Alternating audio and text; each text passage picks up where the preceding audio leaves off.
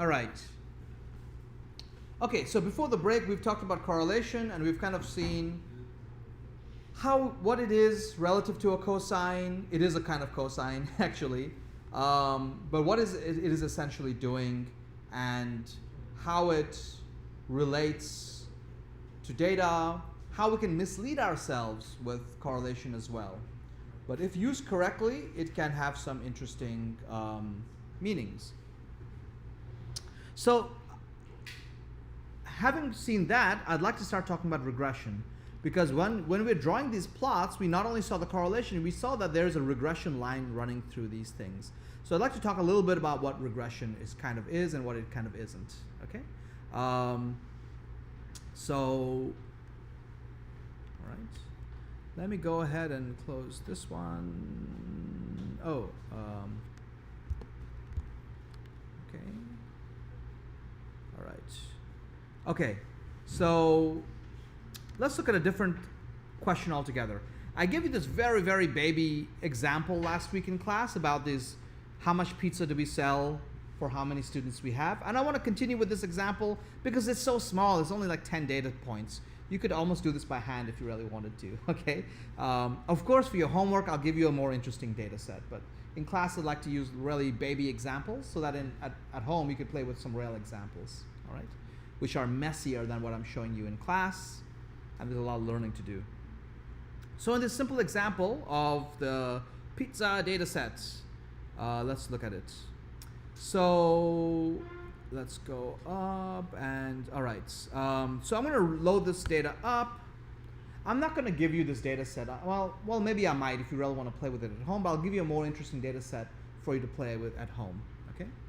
And this is just some data, very little, completely contrived, of how many students there are in a town, in a city, in thousands, and how much pizza we're selling in thousands of NTD, let's say.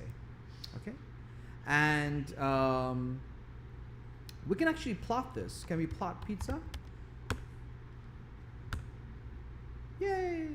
Okay, so there's our plot. It's the number of students versus the sales we have. We can see what kind of a correlation will this be? Positive, probably a strong positive correlation. Okay, so it's kind of like an ideal data set. The world never looks this good, right? And we can have a look at the variances and covariances of this data. So the variance of just the students column is 63. The variance of the sales column is 1,700. The covariance is 315. All right. So that's our variance covariance matrix. We can also ask what is the correlation. I'm rounding all these to 2 decimal places. So I'm rounding all of these to 2 decimal places to make my matrix a little smaller. And we see that, of course, the correlation of students versus itself is 1 and sales versus itself is 1. But the correlation of student and sales is 0.95. Okay? And we can confirm for ourselves, again, that the covariance of pizza dollar students and pizza dollar sales, if I was to standardize this covariance value, like completely standardize it, by dividing it by the product of the standard deviations of, right, the students times the standard times the standard deviation of sales, then I should get perfectly the correlation. The correlation is just a fully standardized covariance, okay, if we were to think about it statistically. Right? And then I can run a regression on it. So this is the formula to estimate a regression model. So this is a model here saying that the sales should be dependent on students. I'll talk more about models later after we've seen several different models. Okay? And so this is sales versus students. The data is coming from pizza. and this kind of gives us, it tells us the coefficients. It's like the intercept is 60, the slope of students is 5. To get a slightly more full summary of results, you can pass this to the summary function to give you more statistics about this regression, and it writes it out in much greater detail. And we'll talk about these other things, but right now we see the intercept is 60, the slope of students is 5. All right. So that tells us the intercept is would this regression line hit the y-axis if x was 0. So at x equals 0, it hits it at about 60. Okay? And the slope of this is 5. One more time. What does the slope mean? Slope of 5. What does that mean? I'll start. For every... okay, what's the unit of change? Here is thousands of students.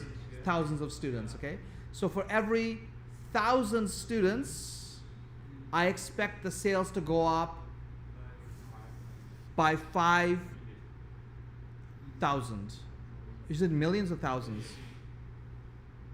It shouldn't be in millions, it should be in thousands. But anyway, so for 1 unit of students, the sales goes up by 5 units, right? So it's a slope. I shouldn't have to introduce slope again, all right? So, and that's what regression tells us, all right? And we're gonna cover in more detail what regression means, but let me ask a couple of questions right off the bat. Well, let me ask them after I show you one more thing. So regression tells us the slope of a line that tells us the trend between these two variables, students and sales, all right? How is it related to the correlation?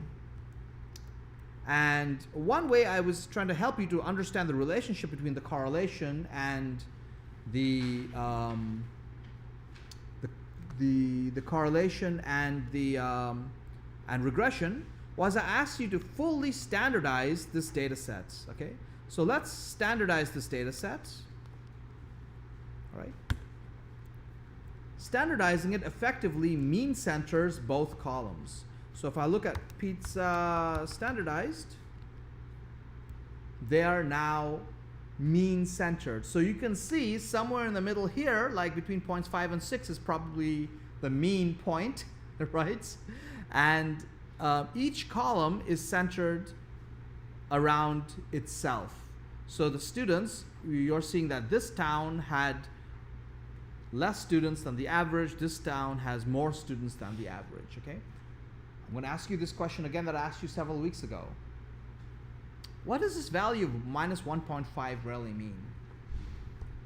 So each row is one city or one town, right? What do we know about minus 1.5? What does that describe about this town in terms of students?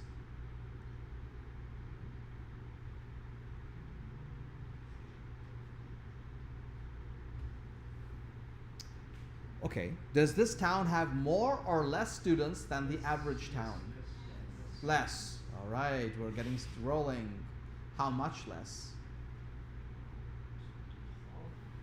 About, let me ask another question. After I've standardized a column, what is the units of the column?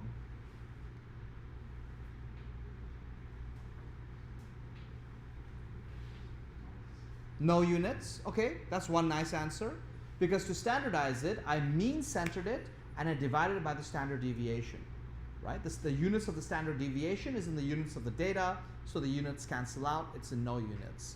But another way of thinking of the units is it's in standard deviations. So this town, you said it has fewer students than the average town. How much fewer? 1.5 standard deviations less than the average town. And it also has 1.5 standard deviation less in sales than the average town. All right? Standardized data. Somewhere between 0.5 and 0.6 lies the perfect average town, but it doesn't exist. Why? Because the average or usually never exists. Okay, you'd be very lucky to have an average point in your data set. All these points are above average in terms of their students and their sales. Right? Now that I've fully standardized this data sets, okay, so let's take a look at its variance. Okay, so this is the variance and covariance of this data set once it's fully standardized. Does this look familiar? Where have you seen this matrix before?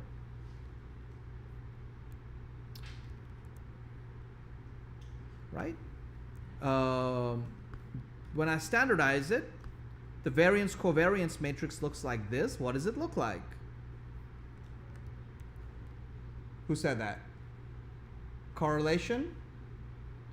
Yeah. It looks identical to the correlation matrix. Once you fully standardize the data, it means the standard deviations are all 1, right? So the standard deviation, so the variance of students will be 1. The variance of sales will be 1.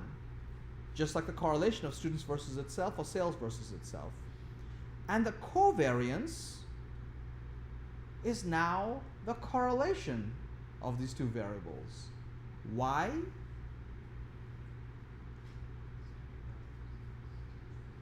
Why is the covariance exactly the same as the correlation now?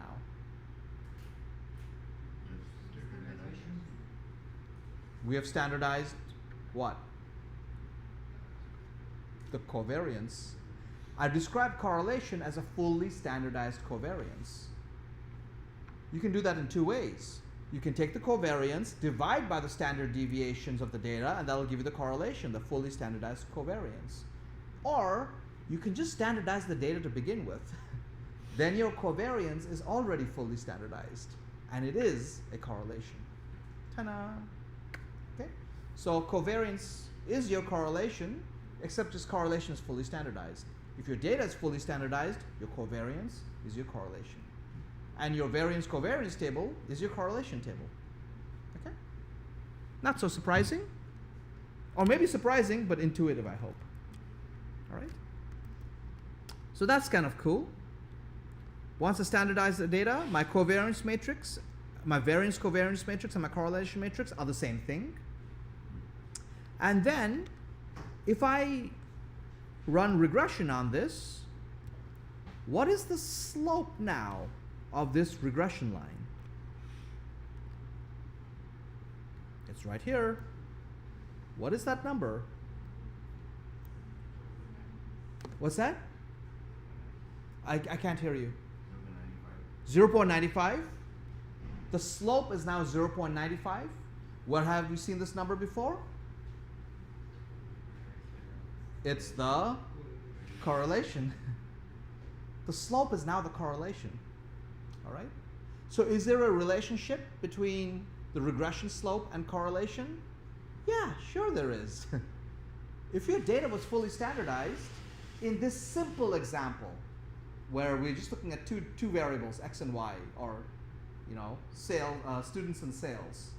In this simple 2-dimensional example, at least, if I fully standardize my data, my regression line, the slope of the regression line is simply the slope, is simply the correlation. All right? And that, in essence, gives you an intuition that regression is based on correlation to some degree. Right? It's based on correlation to some degree. Such that if our data had no units, by standardizing it, then regression is correlation, effectively. All right? It works nicely here because remember, when we talk about correlation or cosine, we're comparing 2 vectors. And in our data here, we just have 2 vectors, sales and students. Okay? So in this simple example, we see that regression is actually just a correlation. And what we call the regression slope is actually just the correlation. Looks good so far, right? If I was to visualize this, okay, let me see, do I have the data that visualizes this to some degree? Yes, let's do it here. So let me visualize the, so I'm going to do this. I'm going to, okay, this is visualizing the standardized data. So you see when I standardize it, the scales change so that it's from minus something to plus something. Okay, this is the standardized data. I'm going to draw a horizontal and vertical line at 0 students and 0 sales, right? Out of curiosity, so now at 0 students and 0 sales, there's a horizontal and a vertical line. Where these two lines meet, 0, 0, 0 students, 0 sales, what is that point in my data set?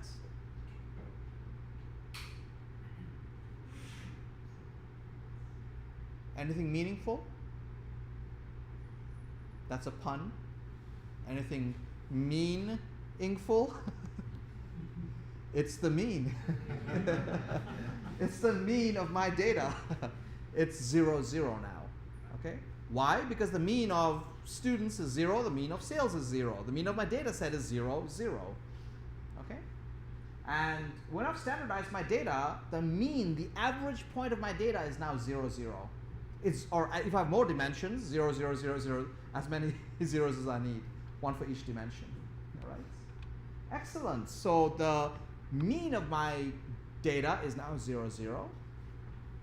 Let me plot this regression line using this AB line function. All you've got to do is just pass in the regression object that you got from the LM function. Okay? And I'm going to plot that point. There's my regression line. I know the slope of the regression line in the standardized case is the correlation, 0.95.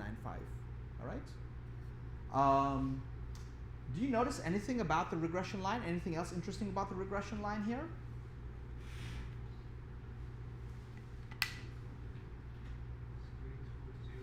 It's going through the mean. It's going through the mean of my data. Zoom. Right? That's kind of cool. When I standardized it, the regression line is going through the mean of my data. Huh. What about when I didn't standardize it? Was it still going through the mean of my data or no? Let's take a vote. In the raw data, when I didn't standardize it, does the regression line go through the mean or no if I did not standardize it? How many of you say no, it would not go through the mean? Can't take it back, I saw you. How many of you say yes, it would go through the mean? Let's take a look.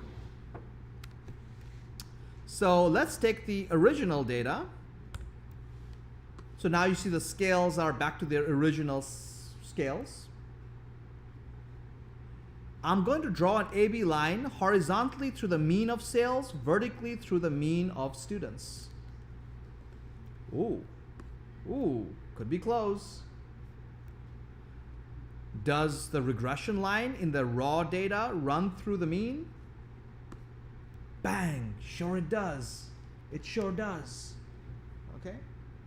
So regression always runs through the mean, and it gives you a sense of the relationship between the two variables, such that if the two variables had no scale, if they were standardized, the relationship would be the correlation. But if we use raw data, which is not standardized, we're getting a unstandardized correlation of some kind. All right? And an unstandardized correlation is something like a covariance. So it kind of tells us that the regression slope is somehow related to covariance, right? Because when I standardize it, I get the correlation, which is just a standardized covariance. So the regression line is somehow telling me how these two lines, how these two data sets covary with each other, all right? And it does it by drawing a line through it whose slope is somehow informative about the covariance. So the covariance of this data is somehow related to the slope. All right. Cool. All right, so the lot to take in here. Mean is at the center, all right, okay. Let's talk in more detail about the regression line, what it is, how does it compute the slope of a regression line, all right? This week is really a refresher of regression. Next week, we're going to, like, for your homework, I'm going to ask you to run some regression analyses. And next week, we'll talk about all the pitfalls and problems of trying to do regression, okay? So this week is just a very simple reintroduction to regression. So now that we understand some of the basics, let's move on. And this time, I would really like to dig deeply into what this regression line is, what it is and what it isn't, okay? So this is a kind of a complex figure. It kind of goes along with the next slide as well, with the formulas that are on the next slide. But let's start with this slide, okay?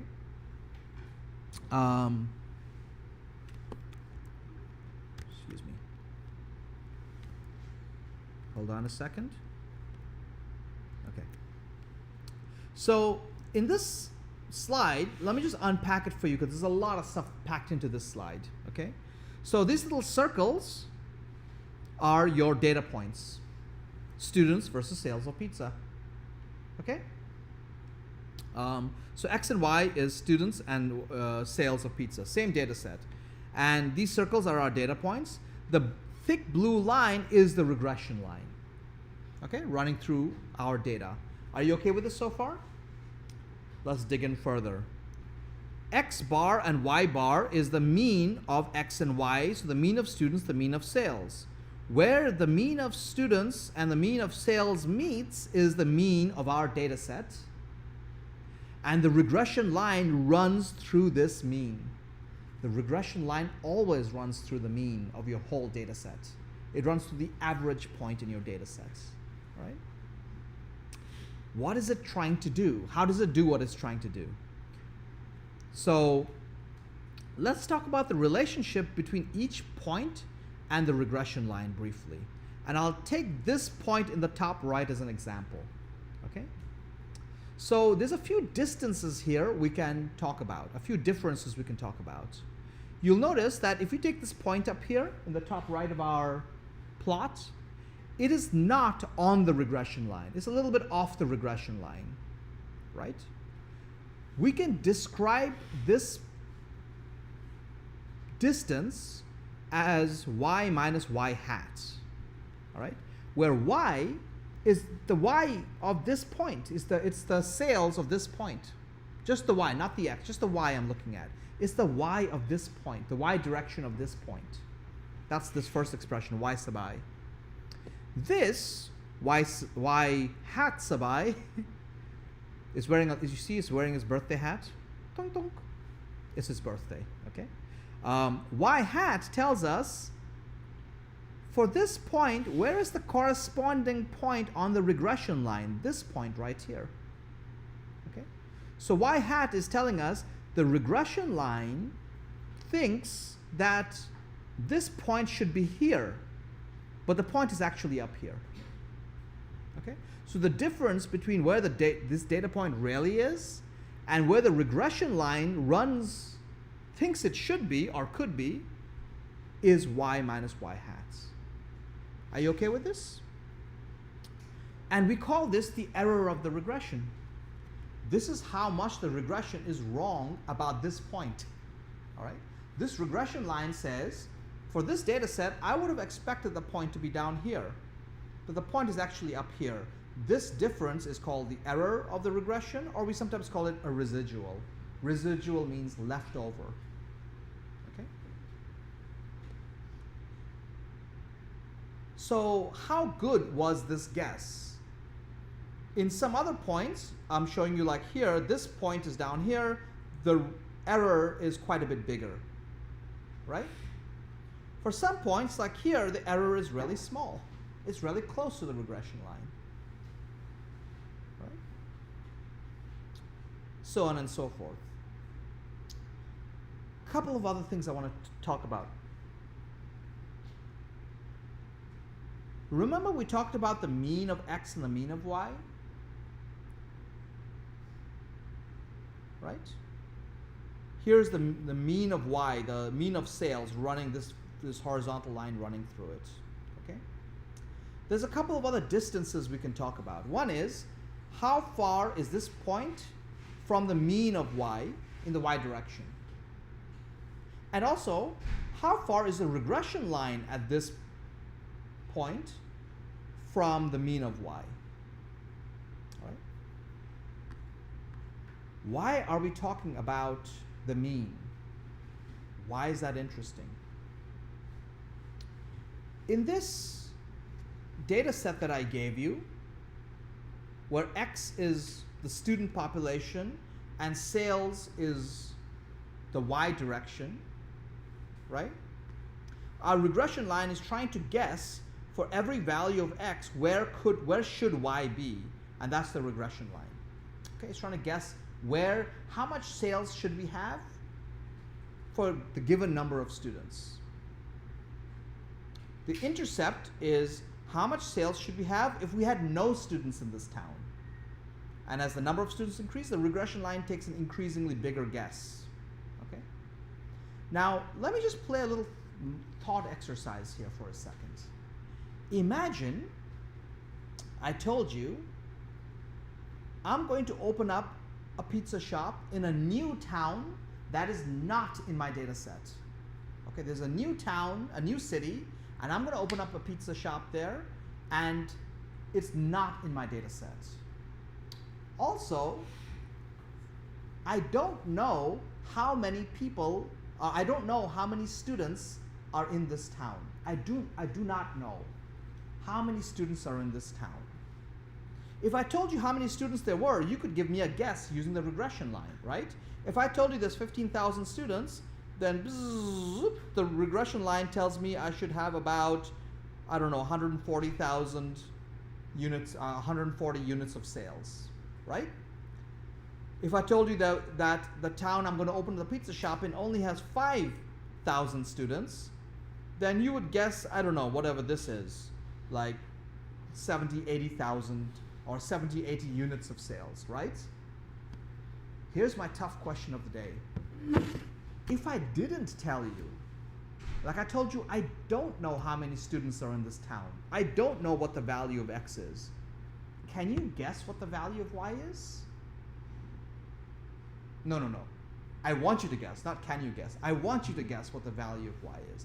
What would you guess? What would be your guess value for Y? The mean? The mean of Y? The mean of sales? Is there a better guess than that? Let's try. How about if I guessed, oh, your sales is 0? Would that be a meaningful guess? No, because even if I have 0 students, I should still have 60,000, right? My sales should still be 60. So if I told you, I don't know how many students there are in a town, how much pizza will I sell? Would 60 be a good guess? Yes or no? Yes? No? Why no? Why no? Minimum baseline, right? 60 is the minimum sales you would have. That's not a good guess. What if I guessed, whatever this is, 200? Would that be a good guess? No, because that's the maximum I would expect it to have. So I shouldn't guess the minimum, I shouldn't guess the maximum.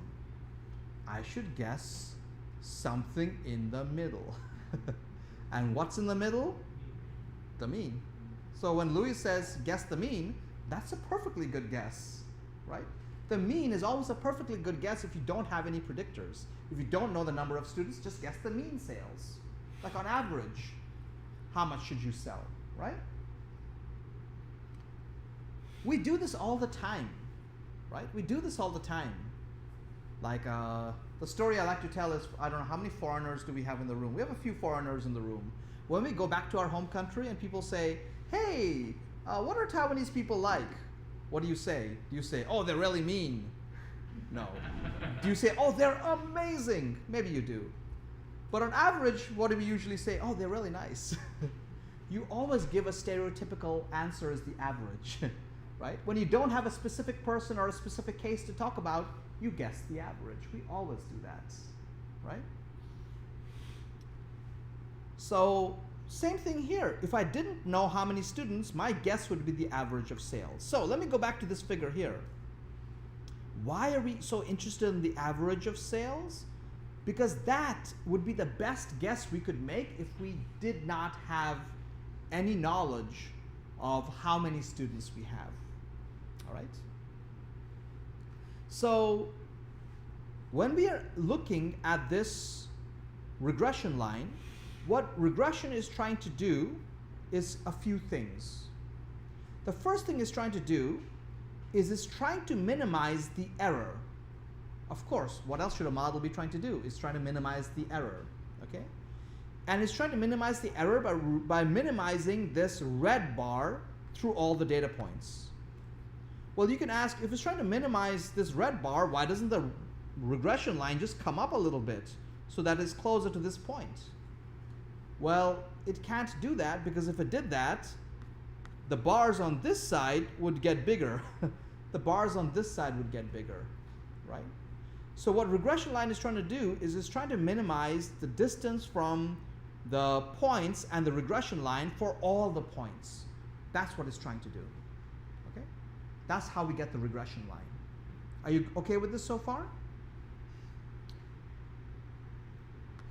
So a regression line tries to minimize this value, the distance from each point to the point on the regression line at the same value of y, for all the values of y. Okay? Square. It's the squared distance. All right? But intuitively, that should make sense. That's what it's trying to minimize, these red error bars everywhere. Okay? Now, has this regression line done a good job in explaining the data? To answer that question, we will later use these distances. The distance of the point to the mean value of y, the distance from the regression line's guess of the point to the mean value of y. Why are we interested in the mean value of y? Because that is our naive guess of what the y value should be if we did not know the x value. Okay? So these three distances, just keep it in your mind. We're going to see how they work into regression in a moment. All right? So let's take a look at regression, and in the next couple of slides, I will talk about these three distances. The distance from a point to the regression line, the distance from the regression line to the mean value of y, the distance from every point to the mean value of y. All right? Let's break it down a little bit further. So, a regression formula looks like this. The model looks like this, okay? Where we are trying to guess y hat is our guess value of the y. Given a value of x, this is the value of y the regression line would guess. And to guess it, it takes an estimate of what the slope should be between x and y and the intercept. All right? A couple of things I want to talk about. First, I said that the regression line is trying to minimize the distance from each point to the guess the regression line would take, the estimate the regression line would make for that value of y, right? So we call this expression, just this expression, we call it the sum of squares due to error, or sum squares error. Why? Because does this formula look familiar? This is sum squares. This is variability, right? This is a kind of variability. Instead of the mean, we're using y hat. We're using our guess of y instead of the mean of y. All right? So this is called sum squares of error, or error variability. It's a kind of variance. If we take the difference of all the points, square them, sum them, we get a kind of variability. It's called error variability. All right? And regression is trying to minimize the error variability. Any concerns about this? Any concerns? I've got a concern. I've got a little concern. I'm telling you that the regression line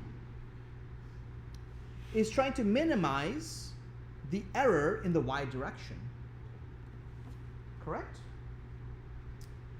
So let me ask you, if it does it this way, is the regression line the best fitting line for this data? Will we get the best fitting line if we do it this way? Yes? Yes? How many of you think this is the best fitting line for this data? 1, 2, few hands. How many of you think, no, there's a line that can fit the data better? Just me? I've got a way to make the line fit even better. What if instead of looking at the error in the y direction, what if we looked at the error in both directions? Perpendicular to the line, not just in one direction. Shouldn't this produce a slightly better fitting line than regression? Yes or no? Yes? How many of you say yes, this produces a better fitting line? Only my TAs have faith in me. Thank you.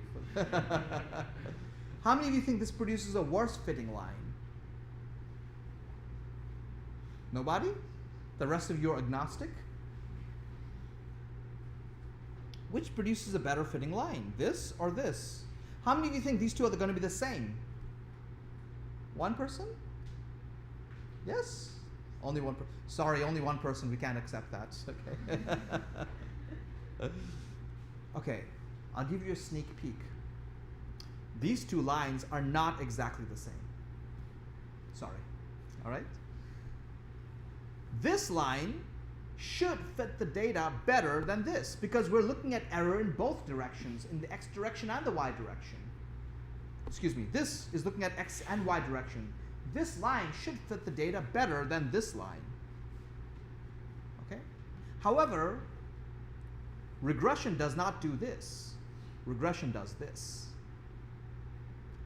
So what is the regression line trying to do? Is it trying to find the best fitting line? No. Then what's it trying to find?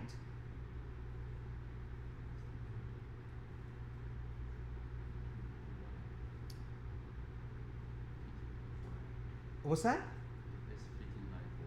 The best fitting line for y. That's what it's trying to do. It's trying to find the best fitting line for the thing we're trying to predict, sales. Okay? It's trying to find the best fitting line for the y direction. Not for the whole data set, not for the x direction, only for the y direction. That's what regression is doing. It's saying if you give me a value of x, I'm going to try to give you my best guess for the value of y. That's the regression line. Okay? For those of you who've done a little bit of statistics, anybody know what this line is good for? What about this line, the best fitting line? It's got to have some use. Anybody? Have you seen it before anywhere? The best fitting line must have some use. Anybody? Anybody know the name of this line? It's not the regression line, because this is the regression line. If I fit in both directions, in all the directions, then I get the best fitting line. Is there a name for this line? There is a name for this line. And if you've done statistics before, you know the name of this line. But I'm not going to tell you the name of this line because you've got to attend the rest of the semester. And maybe a few weeks later or several weeks later, I will tell you the name of this line. All right? Maybe a month or a month and a half later. And then you'll be like, oh, I knew the name of this line. Okay. But it's got a very famous name that I won't tell you. I hope you lose some sleep. All right? Okay. All right. Let's get back to regression. So now we know what regression is trying to do. It's not trying to find the best fitting line. It's trying to find the best fitting line in the y direction. Got it? And how does it do it? It minimizes the distance. It tries to find a line such that the distance from each point to where the line thinks the point should be, the estimate of y, this distance squared is reduced. All right? It's trying to reduce the sum of squares due to error or the error variability. Okay? All right.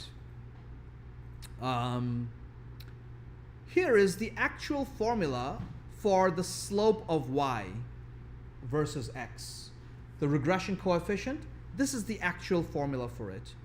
Remember, we said it should have something to do with covariance, because the regression line we saw, it's perfectly the correlation when the data is standardized, but if the data is not standardized, it's not correlation. Well, correlation is simply a standardized covariance.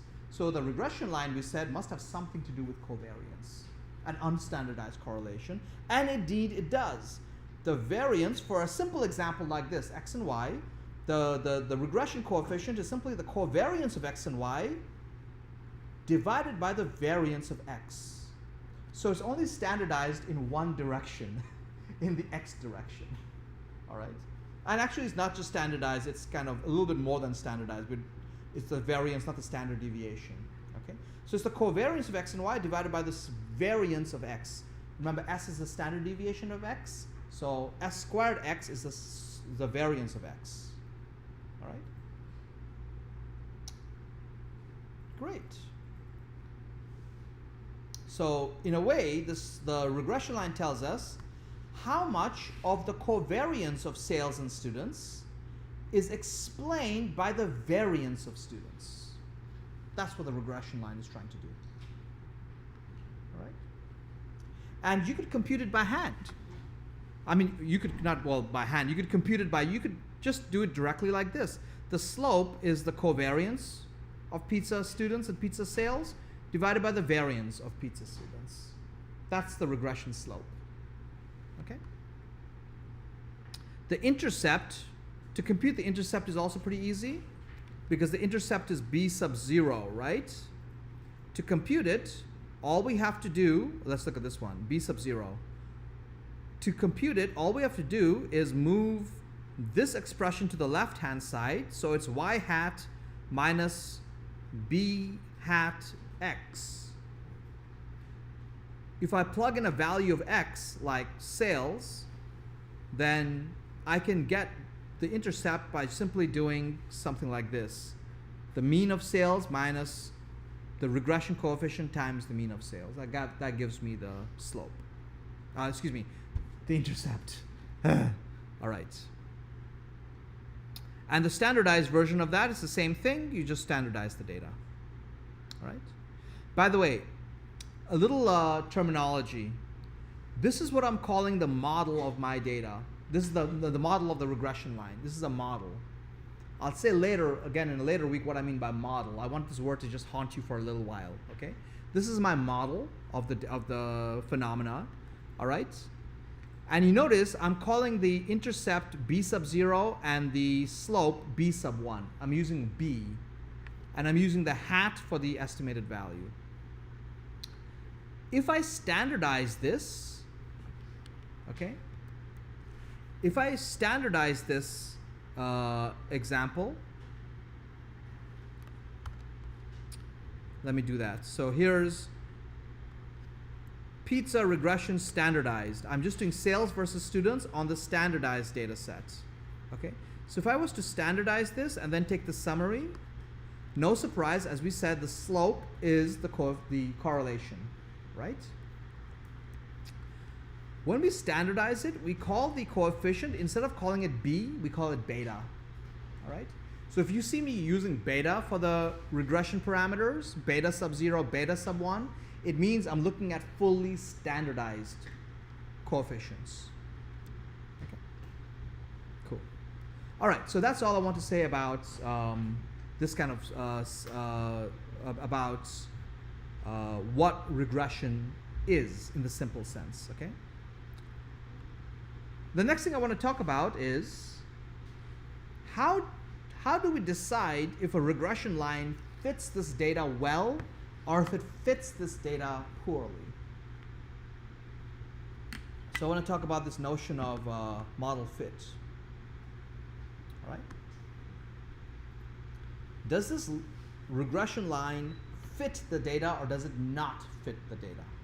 I'll give you a homework problem where you'll run the similar kind of simulation that you did in the last week, just drawing your own scatter plots, to see how fit changes as you have different types of plots, okay? But I'll give you the definition in class, but you can see how that definition can be interpreted interestingly as you try to simulate different types of data. Okay, but let me give you the definition kind of now. So remember, I told you that for every point, the error of the regression line for that point is this distance from the point to y hat. Y hat is where the regression line thinks this point should be. All right. Now, if I did, so y hat is where the regression line thinks this point should be for the given value of x. For the same value of x as this point, the regression line thinks the point should be here. If I did not give you the value of x, then what would be the best guess for y? We said it should be the mean, right? That's our naive guess for the value of y if I don't give you the value of x. It's the mean value of y, right? So when we're talking about a regression line and how well it fits, we use these other distances. And let me show you how. First of all, in the y direction, the total variability of the y variable sales, right? How would I get the total variability of the y direction? So remember, variance of pizza dollar sales is this. This is the variance. What is the variability of this, of pizza sales? Of these, of these numbers. What's the variability of these numbers? Anybody remember how to compute the variability again? Go on. It's the data minus the mean. Anything else? This expression squared. What's that's the variance if I divide by n minus 1. The sum of all these things. Is that right?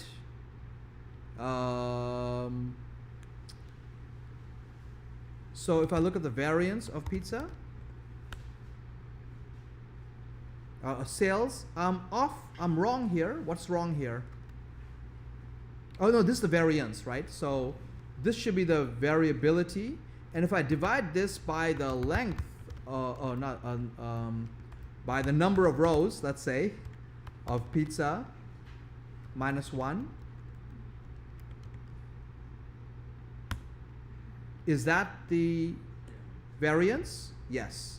So this is the variability of sales, right? This is the variability of y. It's the same formula. Sales minus the mean of sales, the expression squared, and then summed. Okay? This is the total dispersion, the total variability of this value called sales, or y, in the y direction. Okay? I told you that the error variability,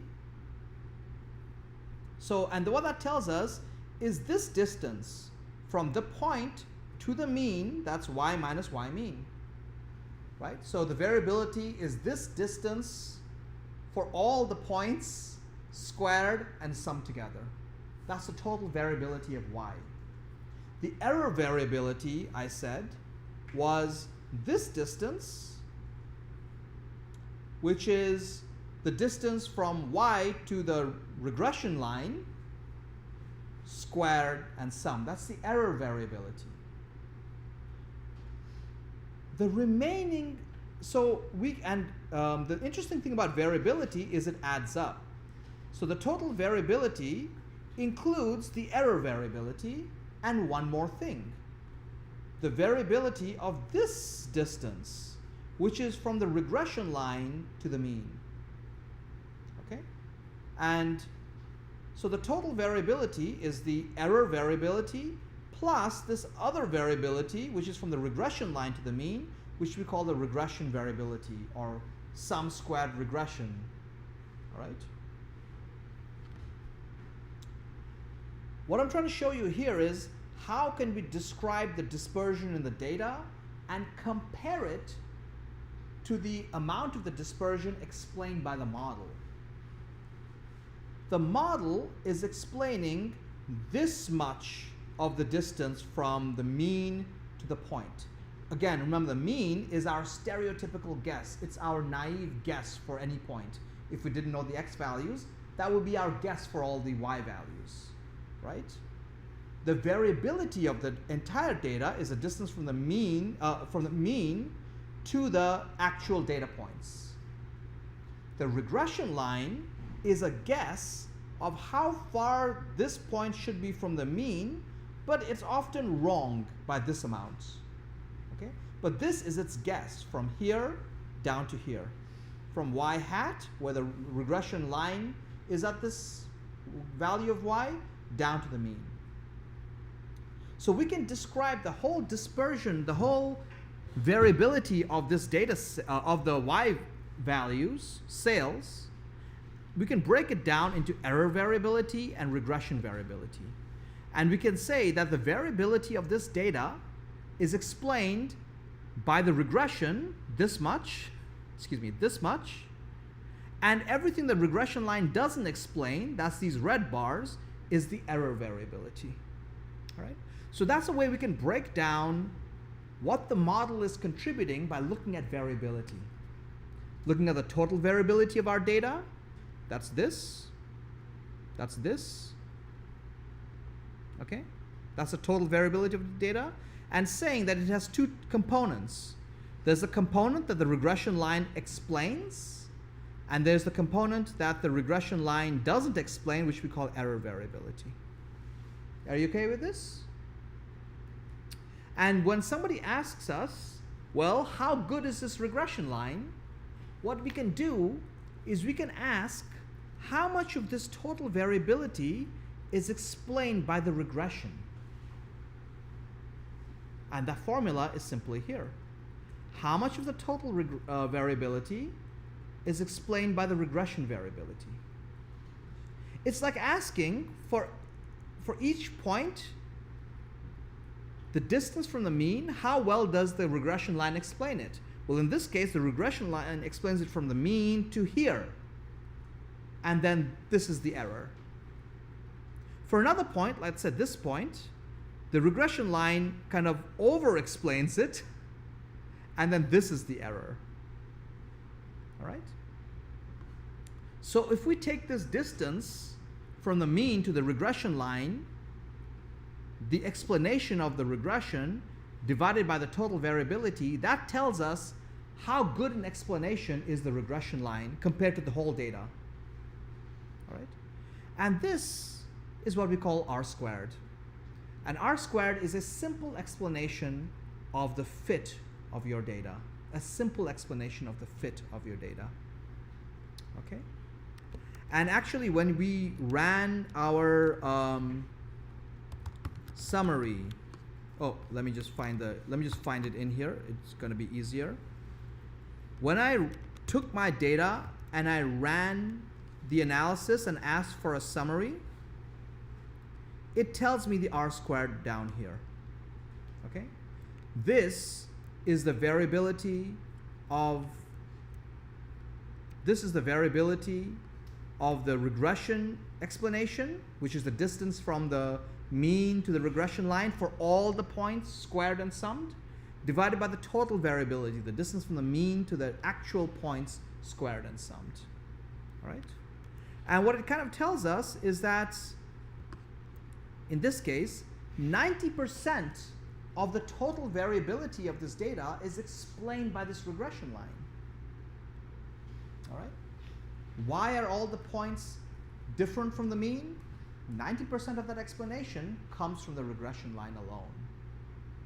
That's what R squared means. Okay? So I just want to make sure you're all comfortable with this explanation. That one way of asking how well does our model, our regression model, fit the data is by looking at it in terms of variability. The total variability of all our data from the mean versus the variability when we talk about the regression line from the mean. Okay? And that ratio is just an explanation of how well this model fits. Now, if for some strange reason our data points were all perfectly on this regression line, okay? Imagine all our points are perfectly on this regression line. What can you say about any of these values? What will be the difference from y to y hat?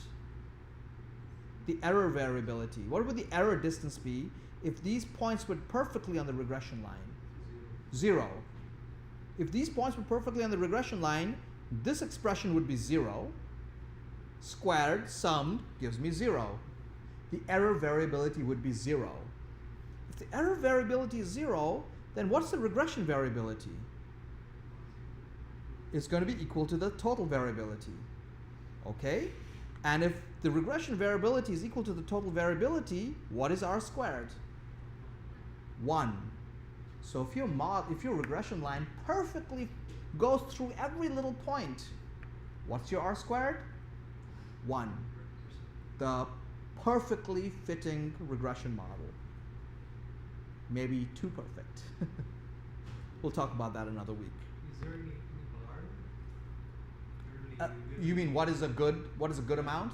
Before we get to a good amount, what's the smallest possible value r squared can have? Let's ask that question first. What's the smallest possible value r squared could have? Anybody want to guess? How would we kind of create a story where the regression line is so ridiculous that it explains nothing? So first of all, we're talking about where the regression variability is 0. How would the regression variability be 0? Look at this expression. Y hat minus y bar has to be 0. What would that mean? What would the regression line have to look like for y hat minus y bar to be 0?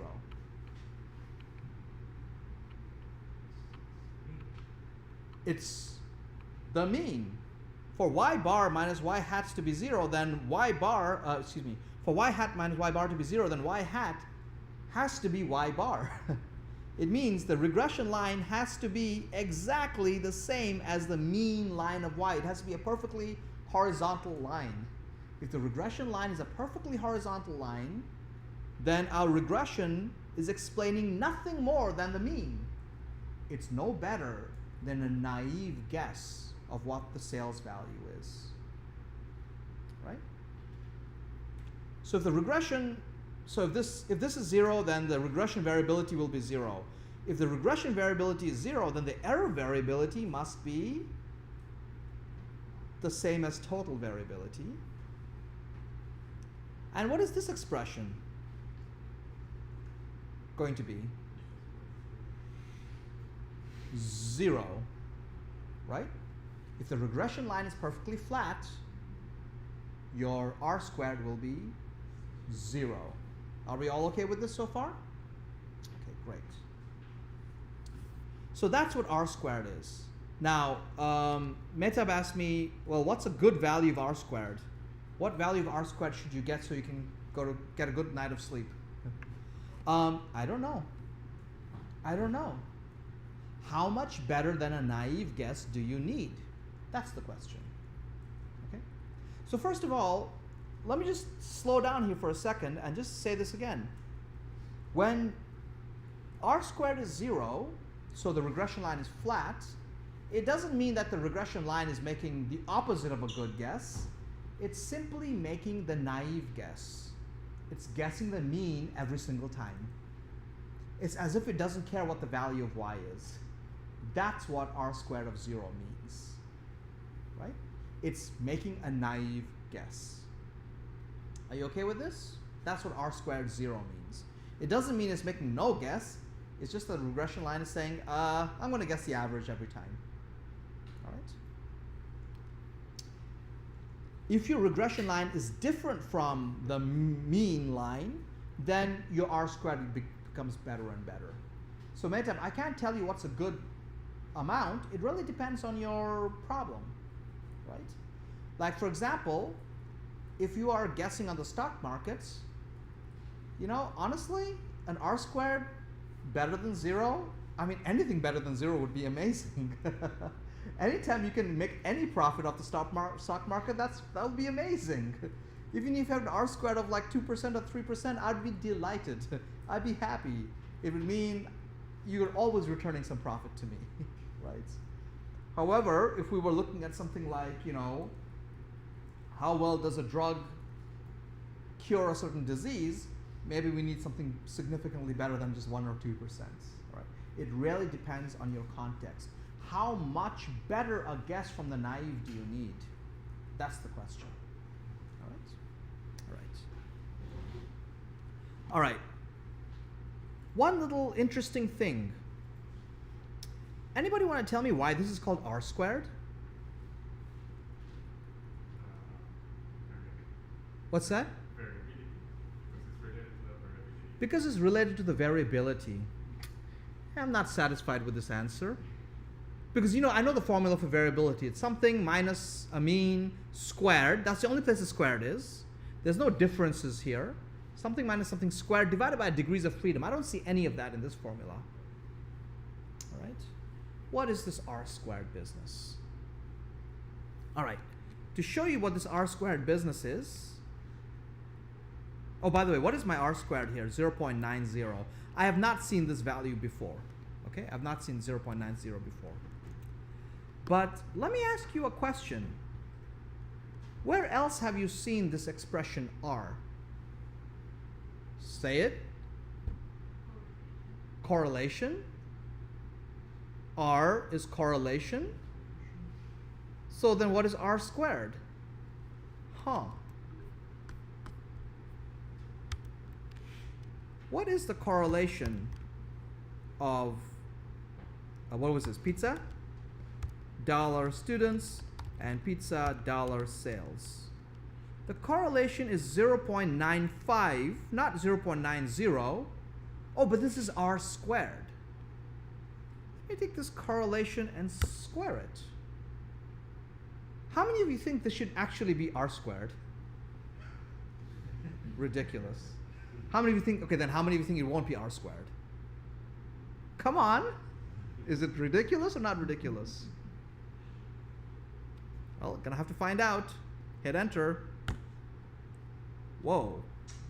Does that number look familiar? R squared is your correlation squared. Interesting. Correlation has a pretty deep meaning, huh? And by the way, look at this. I'm not looking at the standardized data. I'm looking at the raw data here. This is the R squared of my raw data regression model. And the correlation, and it turns out to be the correlation squared is the R squared.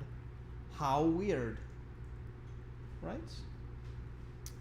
If and it doesn't make a sense, it doesn't make a difference if I standardize this or don't standardize this.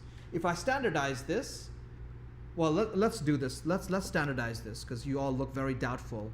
You're like, this professor's crazy. I need to get a second opinion. Let's standardize this data set. So now our slope is our correlation. Whoa, look at what is R squared. It's the same thing as before. We haven't improved our fit by just standardizing the data. Why would we? Okay? But what you do see in this very simple case of regression is that R squared, the model fit, is nothing more than the correlation squared. Crazy. Yeah. Here is, we have one x, right? And we have the correlation between x and y. And when there is a case that it has multiple x's. Then what is it going to be? So the question here is, Which correlation would be squared? right. So Mehtab has pointed out, okay, this is a baby example with one x and one y. Of course, there's only one correlation we can have is between x and y. And R squared happens to be that correlation squared. Fact. That's a fact. What if there was more than one x? Then there'll be many different correlations, right? There'll be correlation between x1 and y, between x2 and y. What will R squared be? Good question. Let's take a look. This is why I pay him so much money to be my TA. Great segue to my next to my next slide. Okay. So now that we've understood, okay, actually not to my next, yeah, it is to my next slide. So I hope this bothers you in an interesting way. R squared, which you've known throughout regression, is just the correlation squared in simple regression. Why do I keep calling it simple regression? Simple regression is when you have one x and one y. That's what makes it simple. Let's look at a more realistic regression, when you have multiple x values all trying to explain the same y value. Okay? So let's move to multiple regression, since Maytap insists we have to shift the topic of the class. Okay? Let's look at a multiple regression example. In multiple regression, our model looks like this. Okay, where we have many x values, maybe up to p x values, and they're all trying to explain y. Okay, now earlier I was able to show you this nice picture where I tell you, simple regression, we're trying to draw a regression line where we're trying to minimize the vertical distance, the distance in the y direction from each point to the regression line. What does this look like for multiple regression? Okay, so for a multiple regression, and let me show you an actual example. Right, let's move to an actual example. All right, I'm gonna empty this plot. So in this example, I'm going to look at this data set called, this is the programmer's salary data set. So this is the data set telling us how much salary do programmers make. You're all learning programming, you must be interested in how much money this is making for you, right? Because you're investing in this class, time and effort and tuition.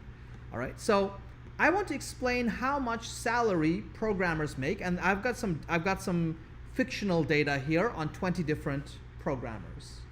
Okay. Once again, my classroom examples will be largely fictional data, your homework examples will be largely real data, okay?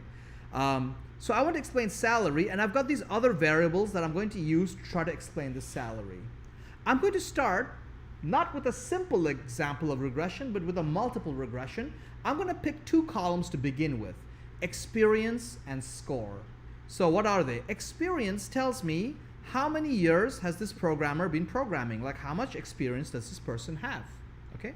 So this person has 4 years experience, this person has, well, just finished school, has 0 years experience. This person has 1 year experience. This person is an old timer like me, 10 years of experience in programming, okay? And that should have an effect on the salary. I hope companies will be maybe compensating more experienced programmers more than less experienced ones, okay? The other value I'm going to look at is something I'm just calling score. But what it is it's an exam score, okay? So imagine this company, there's a company that's hiring programmers, and before it hires them, it makes them do a little programming test, and it gives them a grade, okay? And then it uses that grade, maybe, potentially, as part of what they're thinking of in giving compensation to these programmers, okay? And they're thinking, okay, people who score better, they are probably better programmers, so we'll give them a better salary as well. So I'd like to see, how does experience and score affect the salary that is finally negotiated, okay? And salaries are typically negotiated, so I can't imagine that salary is exactly explained by experience and score, okay? There'll be some error because, different years, different negotiation, etc. Okay, so let's try to model this. So my independent variables are experience and score, and I'm trying to explain salary, okay? So here is my regression model. Salary is explained by, or regressed over, experience and score, okay, from the programmer data set. Let's take a summary of this regression. We see that the estimates are, the intercept is 3.17. The experience, and then the slope of experience is 1.4. What does that mean? What does the slope mean? it means for every 1 year of experience you have more, your salary goes up by 1.4 whatever the units are. Okay? Maybe 1.4 times 1,000 NTD or something like this. I hope it's more than that, but let's say it's that. Okay? Oh, and score. What does this tell you? For every point you get on this, or every percent you get on this exam, your salary seems to be higher by 0.24 whatever the units of salary is. All right. What else can we see here that's interesting? R squared is 0.83. All right. By the way, I can visualize this data set. I'm going to use this 3D library now because our data is now in 3 dimensions. Experience, what was the first one? Experience, score, and salary. I've got 3 columns, so I've got 3-dimensional data. All right. So 3 dimensions is the most I can kind of visualize. And I'm going to use a 3D library to visualize it. It's called Scatterplot 3D. I don't know if I'm going to make you use this, but I'm using it for myself. Woo, looks cool. Nice. So it draws me a scatter plot now in 3 dimensions. There's 2 x directions, experience and score. The y direction is still salary. The y direction still goes up. Okay, and there's 2 x directions. This time, I cannot have a regression line because a regression line would not capture the relationship between 2 variables and a 3rd variable. Instead, what I will have is a regression plane. Instead of a regression line, my regression object is now a flat sheet that runs through this 3-dimensional data cloud. Okay? So this is cool. In regression, however many dimensions you have of data, or however many dimensions you have of x variables, that's how many dimensions your regression object will have. If you have 1 x variable, your regression object is a 1-dimensional object, a line. If you have 2 x variables, your regression object is now it has to exist in 2 dimensions, right? Because if I had to guess a programmer's salary, I would need their experience, let's say 8, and their score, let's say 90. That's this point right here, right? 0, 8, and 90, I have to go up this line to 90. So now, a regression line cannot cover everything in 2 dimensions. So we need a regression plane, a sheet. Our regression object is now a 2-dimensional sheet. Okay? And that's kind of shown by this blue object. It's actually a sheet that's running through this 3-dimensional cloud of data. All right? And actually, since I'm so clever, I'm going to do a couple of other things. I'm going to show you the error in the y direction from each point to the sheet. Okay? The direction in the y direction from each point going up or down to the sheet, to the regression plane. P-L-A-N-E. Plane means infinite sheet. Okay? And I can also show you, I'll drop down some dotted lines from the sheet down to 0, just so you can kind of get a sense of where these points are. Okay? That's this figure right here on my slide. I haven't given you the code to visualize that, but if you want it, ask me. Okay? I'm available on Canvas. Okay. So interestingly, so now the slopes are in 2 directions, right? There's a slope for every unit of change in experience. How much up do I have to go to salary? For every unit of change in the score direction, I have to go up to salary. Altogether, I've got this like sheet that's kind of at an angle. This regression plane that's at an angle. Okay? If I was to standardize this data set, what would it look like? By the way, I can also look at the correlation table of prog. Okay. This gives me a larger correlation table. Salary is the last column and the last row. 1 is in the middle. So this is the correlation table. Okay. This is the correlation of score. Oh, no, excuse me. With salary. This is the correlation of experience with salary.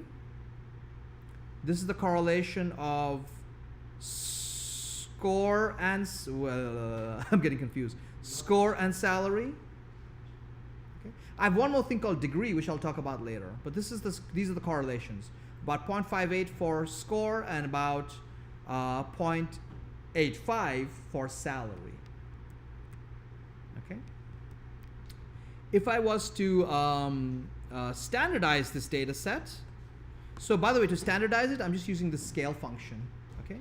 If I was to standardize it, and let me run the regression on a standardized. So this is now a fully standardized regression. Okay. I got a couple of questions for you. Now that I've fully standardized it, do I have the same story as before? Is the standardized slope of regression the same as the correlation of, is the standardized score, the standardized slope of experience, is it the same as the correlation of experience on salary? No, it's not. Okay? It's not. This is 0.74. The correlation is 0.85. The story is a little different than our simple regression. Okay? Even after standardizing all the data, the regression coefficients of the standardized data is not simply the correlations. Why? Well, the answer is why? It appears that in the simple case, the regression slope was for standardized data was the correlation because of only one x and one y.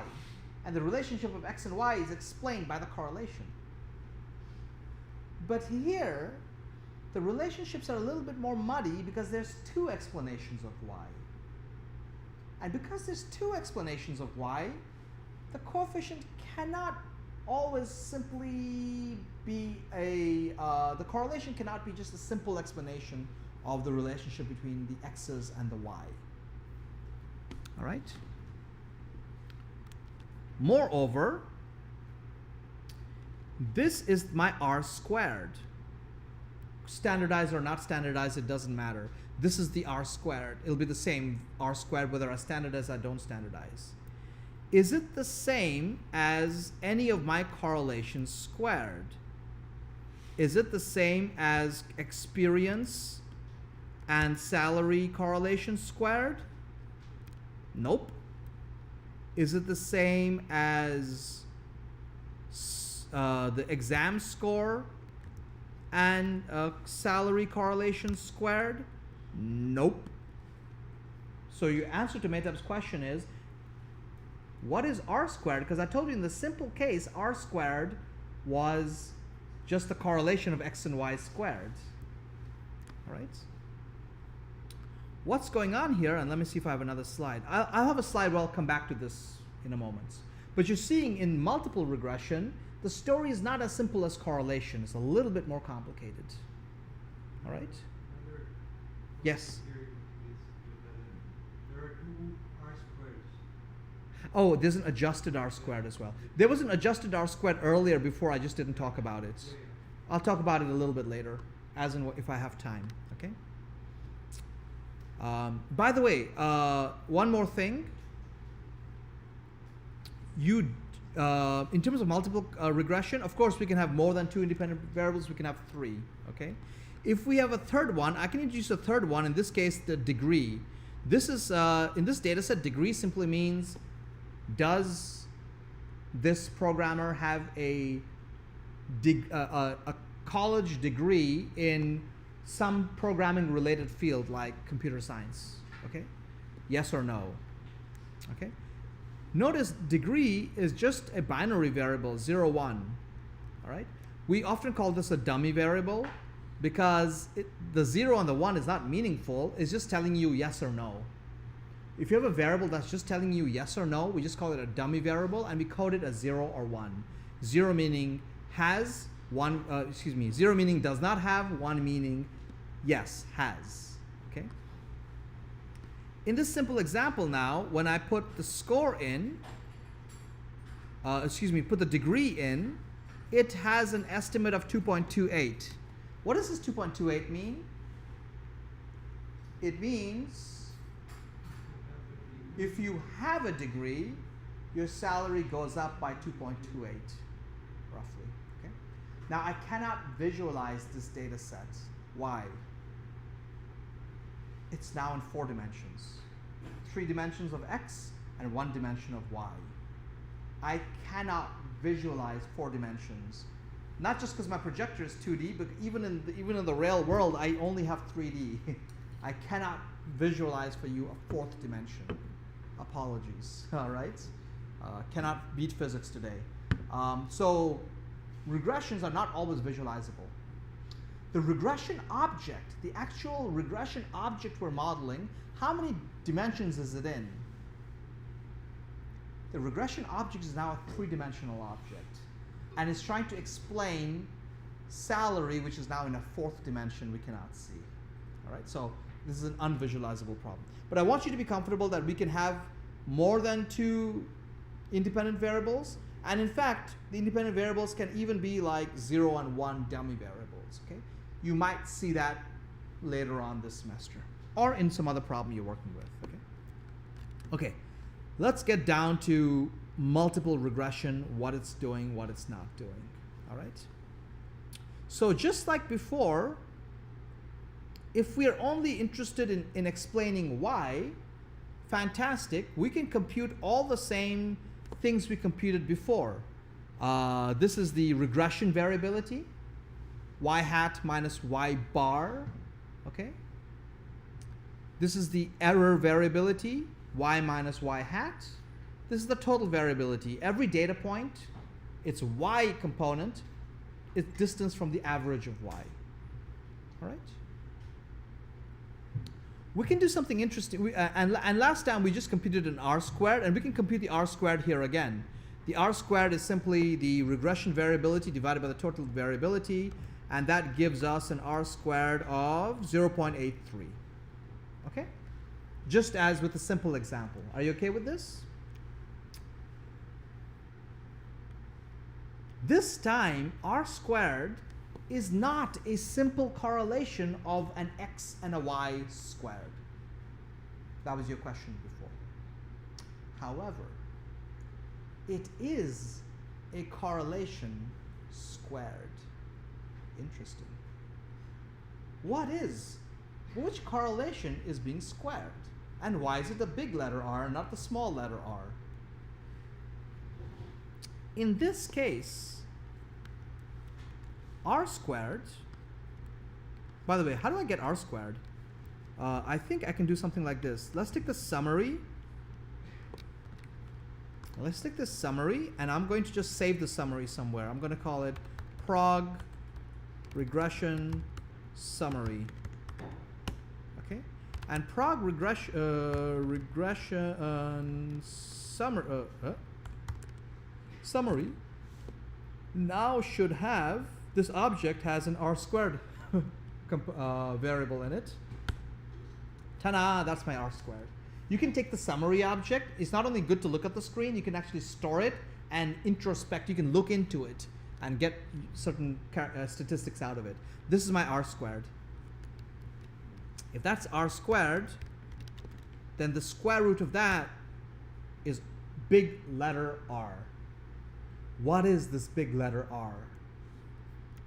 This big letter R, the square root of big R squared, is a multiple correlation R here means the correlation of y simultaneously on all the x's. Earlier, or maybe all the time, you've been used to thinking of correlation as the correlation of two vectors. You can actually take the correlation of one vector against a combination of other vectors. This is a correlation of y against all the multiple x's we have simultaneously. It's called big R. All right? It's the coefficient of multiple correlation. So usually when we say correlation, we're talking about a single correlation. You can have a multiple correlation. It's y. How does y correlate against all the x's? That's big R. And R squared now is the multiple correlation squared.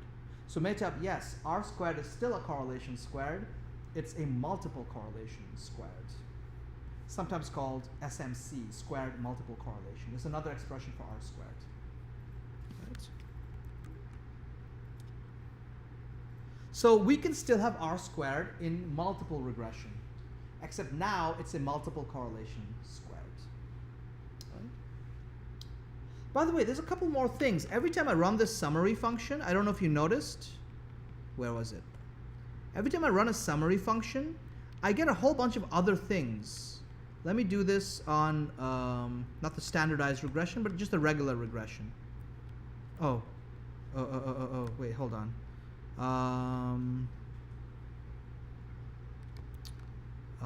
Excuse me, I'm sorry. Give me a second here.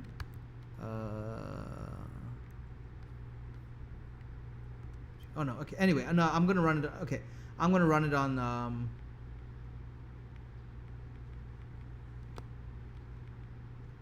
Sorry.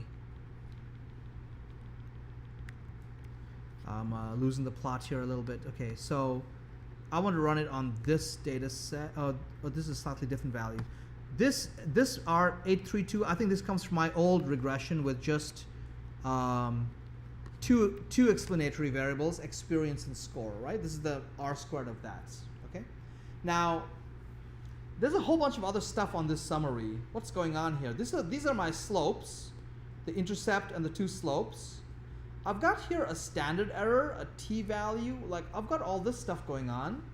And then I've got something else. I've got an F statistic down here, and I've got an adjusted R squared here, okay? In the remaining 10 minutes, let me just try to explain what all these other things are. Just a quick explanation of what they are. You can go home, you'll play with them on your homework assignments, okay? And then we'll come back and discuss them in a little bit richer detail. Okay. To start with, remember, we computed this R squared as the regression variability or regression sum of squares versus the total sum of squares, right? The regression variability divided by the total variability. Why are we doing variability instead of variance? Well, it's because variabilities add up. You can add variabilities and you'll get the total variability.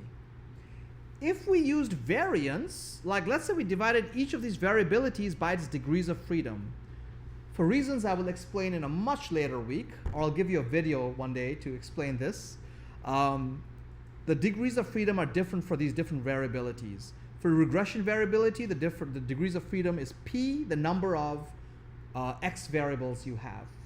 Okay, the number of independent variables you have is the degrees of freedom. For the error variability, it's the how many rows of data do you have minus how many independent variables you have minus 1. For the total variability, it's just n minus 1. Okay, they all have different degrees of freedom, and this is their variances. This is the regression variance, the error variance, the total variance. However, these variances don't add up to the total variance. Variances don't add up because the degrees of freedom are usually different. You're not going to get something that adds up. Okay? Variabilities do add up, and hence, when we look at ratios of explanation, we often use ratios of variability, not variance. Okay? What we can do with these variances, however, is we can compute F values from them. Remember, if you divide a variance by another variance, you get a F value which follows an F distribution. In this case, we can take the regression variance, the variance explained by regression, compare it to the total variance of our data in the y direction only, the ratio of the regression variance versus the the error variance is simply the total variance minus it's not sorry, it's the error variability divided by n minus p minus 1. Okay, that's the error variance. The f statistic is the regression variance divided by the error variance. What this tells us is it's another way of looking at, is the model meaningful? Why? If we had no error variance, then this f statistic would basically tell me my regression variance, right? If the regression variance is the same as the error variance, it tells me my regression model, whatever the regression slope is, the regression is not explaining any more variance than random error. Okay? Meaning the randomness in the data is just as meaningful as my regression variable. And we would get an F statistic of 1. If my regression is more meaningful than my error, then the F value becomes bigger than 1. Okay? And what this F statistic can tell you, and where is it? It's written usually in the right here, the F statistic. In my case, my F statistic is 42, a lot bigger than 1, which means my regression variance is a lot bigger than my error variance, 42 times bigger. All right? We often use this,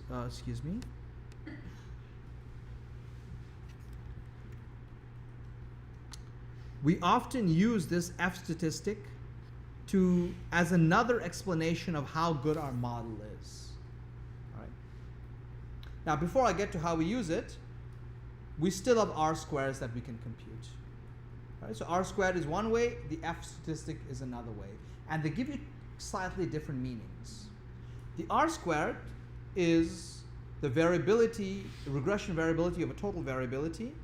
And this kind of gives you a sense of how much better explanation is the regression object than a naive guess, the mean value of y. All right? So the R squared is telling you how much better is the regression object than naive guesses. Now, one problem with R squared, for all of you, you've all taken stats classes before, I'm sure you're familiar with this, is if you have more predictors, if you have more x values, R squared will go up whether or not those predictors are really explaining much. Okay? If you have more and more x variables, even if they all explain a tiny amount, your R squared will start going up. So there is another way of computing R, which I'll show you here.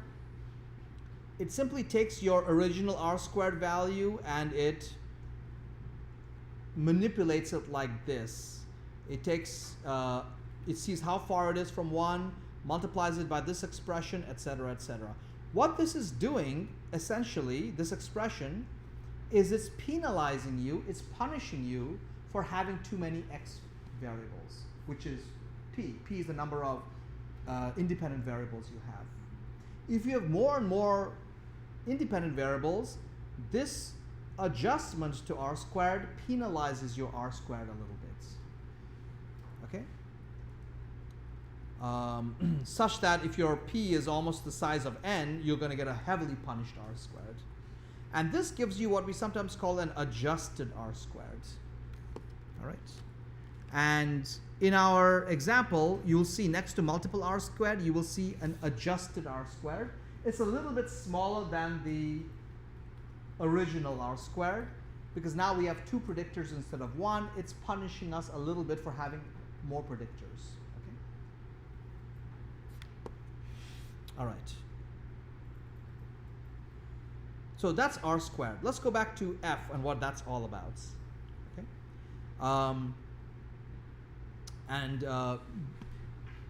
What is the, yeah, question? Right.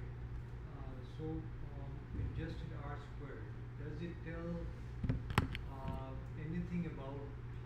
variables should we have in our model? No, it doesn't tell you how many variables you should have. But what you could do is if you have two regression models of the same data and one has more predictors than the other, you can, and you want to compare those two models, you shouldn't compare their R-squares because one has more predictors than the other. It'll have a bigger R-squared. You can compare their adjusted R-squares. So adjusted R-squared is great when you're comparing models with different number of predictors. Then you can say, oh, this model has a better adjusted R-squared than the other, not a regular R-squared, okay? So it's used for model comparison. We may see an example of that in coming weeks, okay? Okay, what is this other stuff in our output telling us? So we had all this other stuff in our output. I'm going to get to the F in a moment. We have this other output here as well, okay? This other output is telling us each of these coefficients. So for example, experience has this coefficient 1.4, right? This first column, standard error, is saying, well, yeah, for this sample of data, your slope is 1.4. What if I had a slightly different sample? What could the slope be? In fact, if hundreds of people collected hundreds of different samples from this population, they would all get slightly different slopes, right? This standard error is telling you what would the standard deviation of this experience slope be if we collected many, many, many different samples. All right. If we go back to the beginning of the semester, when we had one variable, we knew that the standard, we know it has a mean, and we know that mean has a standard error, which is the standard deviation of the mean. This standard error is the standard deviation of this slope. All right? And it allows you to do a hypothesis test of whether this slope is different from 0. Could the slope be 0, or do we have evidence that the slope is not 0? So we have a standard error. We can use these to compute a t-value, and we can use that to see what our p-value is, and potentially this tells us that this t-value is very large. We would probably guess that this slope is not 0, even in other samples we could collect. Okay, it's very unlikely to be 0. Same with the score, it's unlikely to be 0. In this example, where I stuck degree, the dummy variable, whether the person has a college degree or not, here this had a very large estimate, right? Like it said, yeah, college degree is really important. Apparently, it improves the salary a lot, but the standard error of that slope was almost 2. It tells us that if we collected more samples, yeah, sometimes the slope would be 2, sometimes it could be 1, sometimes it could be 3, sometimes it could even be 0. All right? So this is our t-value. You can get the confidence interval of this slope by just doing, let's say the 95% confidence interval would be this expression, the standard deviation, times 1.96 plus or minus this slope. That would give you the confidence interval of this slope. Okay? So in regression, we can do confidence. These slopes are just estimates. They're just a guess from your data. We can draw a confidence interval for these slopes using these standard errors and t-values. Okay? So once again, the 95% confidence interval of this experience slope would be 1.4 plus or minus 1.96 times this standard error. That would give us a 95% confidence interval of this slope. Okay? All right. So I mentioned in the bottom that I mentioned earlier that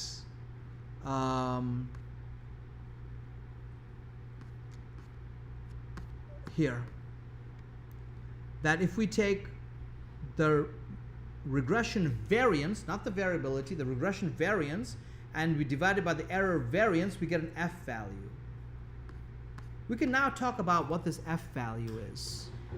This F value is essentially testing the hypothesis that all of our regression slopes are 0. It's asking, could all the slopes of our regression, experience, score, could both of them actually be 0? I mean, it's not 0 in our sample, but if we were to get many, many, many different samples, could both of these slopes actually be no different than 0 overall? This F statistic is simply testing this hypothesis that can this slopes all be 0, all of them. And if your F statistic is large, then you would probably reject this null hypothesis and tend to believe this alternative hypothesis that one or more of my slopes is significantly different than 0. All right? In our case, our F statistic is, what was our F statistic? 42 is like, it was way off the charts. Okay? It was a very, very large F statistic. So we would reject the hypothesis that all these slopes could be 0. Okay? So there's two ways to look at like how good your model is. One is R squared, which asks, is my regression model giving me better guesses of the Y values, salaries, than a naive guess of the salary, which is the mean of salaries? That's what R squared is telling us. And it's scaled from 0 to 1. The F statistic is asking, okay, but I've got these slopes now. I've got one or two or more slopes, which are regression coefficients. Could they all just be 0? Or do I have reason to believe that one or more of them is significantly different than 0? All right? And that's what the F statistic is testing here. By looking at the regression variance over the error variance, we're asking, could any of these slopes be meaningfully different from 0? Right? So that's two perspectives on the quality of the model. The R squared is kind of, I would describe it as a more data-centric perspective, which is looking at, are my guesses of the Y value more meaningful than just taking a naive guess and guessing the mean every time? That's what R squared is telling me. And the F statistic is telling me, well, these slopes that I have, could they all just be 0? Or do I have reason to believe that one or more of these X values has a slope greater than 0? Okay, that's a crash course into reintroduction of regression. And I will let you play with a couple of regression problems, some simulated and one real regression problem, multiple regression problem with some real data. And we'll come back next week to explore these issues, what we've just seen here, and also to discuss some other complications that arise with regression. Okay. So regression introduction finished, slightly more advanced topics in regression next week. All right? Okay, good. That's all I have for this week. Have yourselves a great week. I have to always check my watch. Have a great week. And ask any questions you have on Canvas, all right? Okay, great. Take care.